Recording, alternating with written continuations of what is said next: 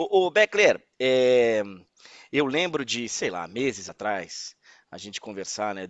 Pouco depois que tinha anunciado que iria embora no término da temporada, o Xavi, perguntando, pô, cara, existe alguma, né, possibilidade dele ficar? O Barcelona engatou aquele momento, né? Porque depois que ele anunciou que iria embora, o Barcelona engatou ali um momento, talvez o melhor da temporada e tal.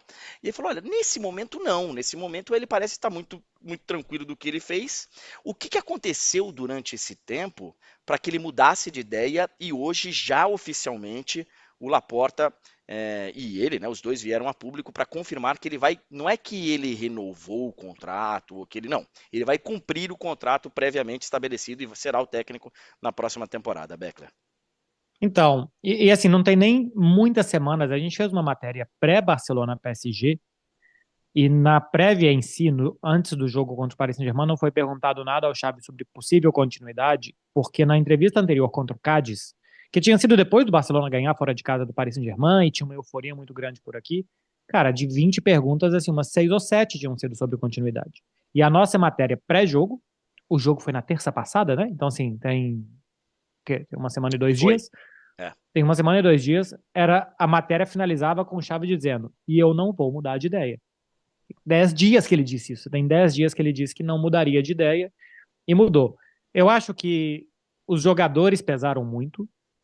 Até onde eu sei, o Xavi não é unânime entre os jogadores. Normalmente os que jogam menos gostam menos do técnico, né? Vai em todo lugar do planeta. Mas as lideranças gostam muito dele. As lideranças são Lewandowski, Gundogan, Ronald Araújo, Ter Stegen. Os jovens são extremamente agradecidos a ele. Lamine Yamal, Pau Cubarsí, Fermin Lopes, Sérgio Roberto, que não é um jovem, mas é da casa e jogou com ele, nem se fala. Então tem muito apoio do grupo de jogadores. A resposta dos jogadores foi boa nos últimos meses, depois que o Xavi disse que ia sair e tal, os jogadores entenderam que o problema era com eles e teve a resposta. Dentro da diretoria, sempre teve alguma dúvida, desde antes do Xavi chegar. Ele não era o primeiro nome do Laporta, tanto que o Ronald como ficou e tal. Sempre teve alguma dúvida sobre se o Xavi seria o nome ou não. Acontece que não apareceram grandes nomes. Quando o Xavi pediu para sair, o Barcelona viu que não tinha ou gente que conhece o clube ou gente com experiência para assumir o Barça. Gente que não tem experiência e conhece o clube, tem o Rafa Marques, que está no Barça B. E gente talvez capacitada e que não conhece o clube, teria o Hans Flick, que treinou o Bayer Leverkusen, o Bayern de Munique e a seleção da Alemanha. Então acho que a diretoria percebe que não tem outro e aceita que ele volte atrás. E ele percebe, muito barcelonista que talvez esse time tenha jeito ainda sob as mãos dele. Eu entendo que ele pensou que tinha chegado no limite e que depois ele viu que dá para tirar mais desses caras, que esses caras deram uma boa resposta nos últimos 2, 3 meses e que para a próxima temporada vai ser assim. O Xavi precisava ser convencido, André, e isso passa pelo planejamento esportivo. O Xavi nessa temporada queria algumas coisas e deram para ele coisas completamente diferentes em montagens de plantel. A diretoria do Barcelona está confiante de que vai ter fair play na próxima temporada para contratar. Plano A aqui, por exemplo, é o Bernardo Silva e parece que realmente existe um feeling para contratar o meia do Manchester City. Então, acho que ele percebeu que dá para tirar mais deste grupo. O grupo gosta dele, sempre quis que ele ficasse.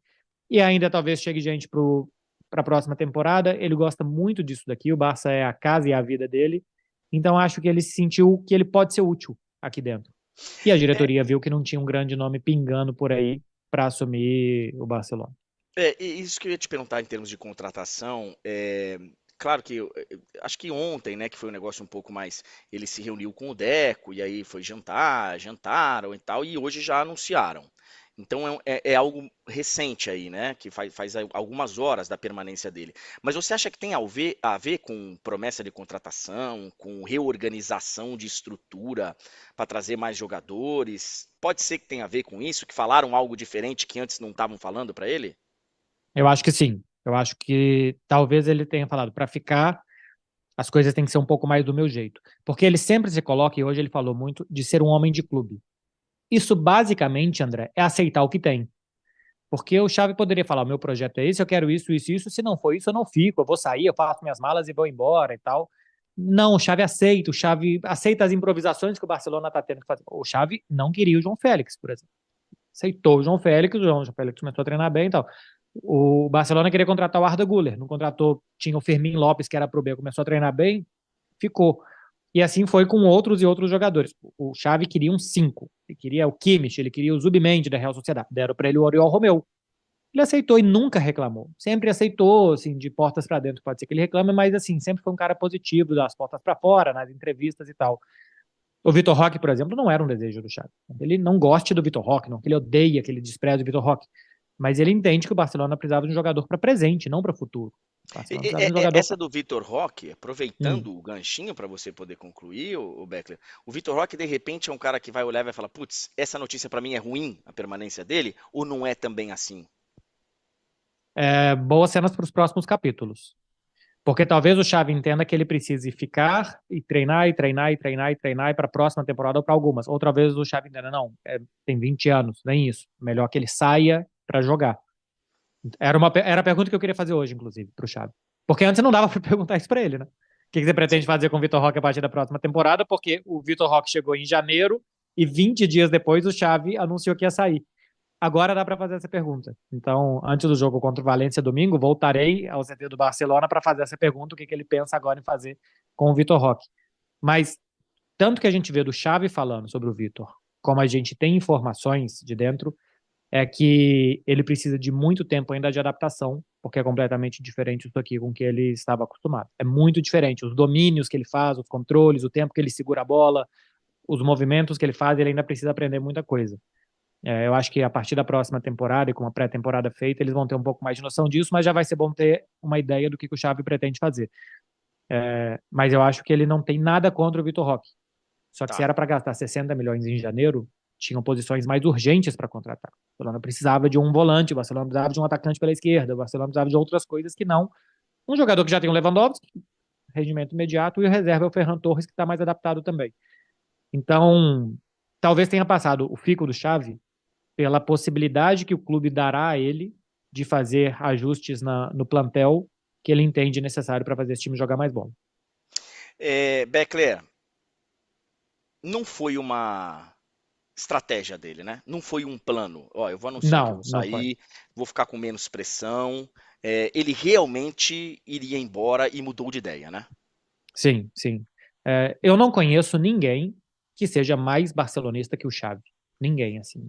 Nem o Guardiola, muito menos o Messi, porque o Messi nem daqui embora sinta esse clube e tal, mas não conheço ninguém. E quando ele disse que ia sair, realmente a pressão era muito grande. E ele falou: o entorno do Barcelona é tóxico. É desagradável treinar o Barça. Eu não aproveito, eu não me divirto. E dava para sentir isso mesmo. O time passou 13 jogos sem perder, começou a jogar bem. O time meio que sai reforçado das derrotas. Porque estava ganhando do PSG até ter um jogador expulso por uma ação individual mal feita pelo jogador. Contra o Real Madrid, perdeu de 3-2 na última bola do jogo, com lances de arbitragem para cá e para lá, que a moeda caiu para um lado, poderia ter caído para o outro, e a história do jogo poderia ter sido diferente. O Barcelona, apesar de ter perdido os dois jogos grandes na última semana, ele sai com sensações de que ele disputou pelo menos esses jogos.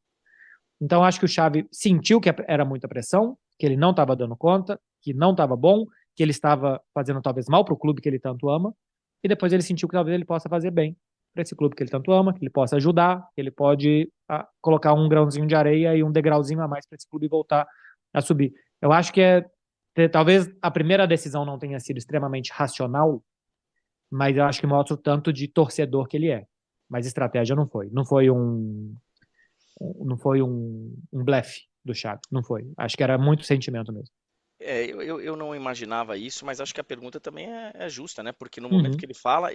ele fala, a pressão alivia um pouco a pressão. Fala, pô, cara, ele vai embora, deixa ele terminar a temporada, né? Vamos segurar um pouco. Ele é um ídolo aqui do Barcelona, vamos respeitar, né, a história dele, enfim. Inclusive, o Laporta deu entrevista logo depois que o Xavi pediu para sair e falou: só vai ficar porque é ele. Porque se fosse outro que pedisse para sair, saía no dia seguinte. E acabou ficando tanto. E é uma diretoria. Esse é um clube bem diferente mesmo. Tá? É uma diretoria muito torcedora, de vez em quando até demais pro meu gosto, mas que ele foi ficando tanto e deu tanto certo que eles convenceram ele a ficar. E se fosse outro, se pedisse para sair no domingo à noite ele 30 anos. No futebol brasileiro, tem técnicos que terminam uma temporada qualquer e que você olha, analisa e fala, cara, vai manter esse técnico? Ele vai estar fora do clube na quinta rodada do estadual. Na quinta rodada do estadual, ele vai Uhum. cair. Ele vai cair. Ele já tá virando o ano já na marra. E aí ele vai ter uma sequência de duas derrotas no começo do Paulistão, do Carioca, do Gauchão, do Mineiro, do Baiano, e ele vai cair. Você tem a sensação de que o Xavi vai começar a temporada que vem pendurado por um fio, ou o clube vai conseguir zerar os torcedores, enfim, e vamos começar de novo, vamos embora? Então, eu acho que a pressão externa vai ser muito grande, até porque ele não tem mais essa carta para jogar, né? Assim, ele não tem mais. Se o problema sou eu vou embora e tal. Mas eu acho que quando o clube e ele tomam essa decisão, eles estão dobrando a aposta. Então, eu acho que internamente ele sai mais fortalecido do que antes. Ele vai ter mais responsabilidade, porque se ele decidiu ficar, se ele tomou uma decisão e voltou atrás, e se ele vai ter um pouco mais de autonomia, aparentemente ter mais reforços, acho que ele vai ser mais responsável pelo que vai acontecer na temporada que vem. Mas eu não acho que vão ser duas, três derrotas que vão fazer ele balançar. Se o clube manteve ele depois dele pedir para sair, e de ter, logo depois disso, perdido todos os títulos, né? O Barcelona perdeu a La Liga, perdeu a Champions, ainda assim o clube o manteve, aparentemente, internamente, realmente ele está muito reforçado pelo presidente. O Laporta disse hoje que os jovens precisam de estabilidade, esse projeto precisa de estabilidade e que a aposta do Xavi é uma aposta pela estabilidade. Ele, inclusive, falou que quando ele contratou e manteve o Raikkonen nos momentos difíceis, e o início do Raikkonen aqui foi muito complicado, e depois ele fez a mesma coisa com o Guardiola, apostando por um técnico que nunca tinha sido técnico, que ele apostou pela estabilidade. E que na hora de manter o Xavi, ele lembrou desses dois casos. Ele lembrou da última vez que ele já tinha sido presidente e como ele tratou os técnicos dele. Então, eu acredito que ele vai ficar até o final da temporada que vem, a não ser que comece a temporada de uma maneira 6 derrotas em 6 jogos.